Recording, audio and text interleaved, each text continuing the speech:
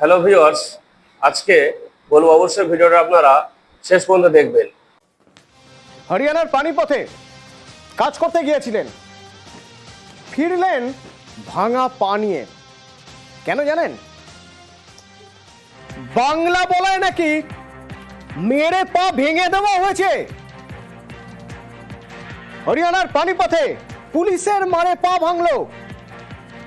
বাংলা কারণ বাঙালিদের যে আজকে অবস্থা তা ভারতবর্ষে খুবই করুণ অবস্থা। 1905 সালের 16ই October British governor lord Curzon বাংলাকে দ্বিখণ্ডিত করার চেষ্টা করেছিল। তবে সেই সময় রবীন্দ্রনাথ ঠাকুর রাখিবন্ধন উৎসব প্রচলনের মাধ্যমে এবং সুরেন্দ্রনাথ বন্দ্যোপাধ্যায়ের আন্দোলনে তারা মুখ থুবড়ে পড়েছিল এবং বাঙালি জাতি দেখিয়ে দিয়েছিল তাদের শক্তি, তাদের একতা। আজকে আবার কেউ চাইলেই এই বাঙালি জাতিকে, বাঙালি ভাষাকে ধ্বংস করতে চাইলে করতে পারবে না। আজকে যে বাঙালির উপর অত্যাচার, তার জন্য আমাদের রুখে দাঁড়াতে হবে।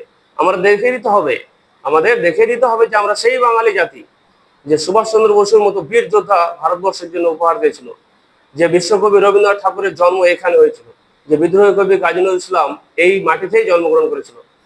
তো আমরা অবশ্যই একটা লাইক ও একটা শেয়ারের মাধ্যমে আজকে সোশ্যাল মিডিয়ার জামানাতে এই ভিডিওটাকে এতটা শেয়ার করব যেন কেন্দ্র সরকার পর্যন্ত বাঙালি জাতির কাছে হার মানতে বাধ্য হয় এবং আমরা দেখে দেবো যে বাঙালিরা কি করতে পারে। অবশ্যই আপনারা এই ভিডিওটা লাইক করবেন এবং শেয়ার করবেন এবং এই সোশ্যাল মিডিয়ার মাধ্যমে একটা যুদ্ধে অংশগ্রহণ করবেন। সমস্ত বাঙালি জাতির প্রতি আমার এই আবেদন ও অনুরোধ। ইনকলাব জিন্দাবাদ।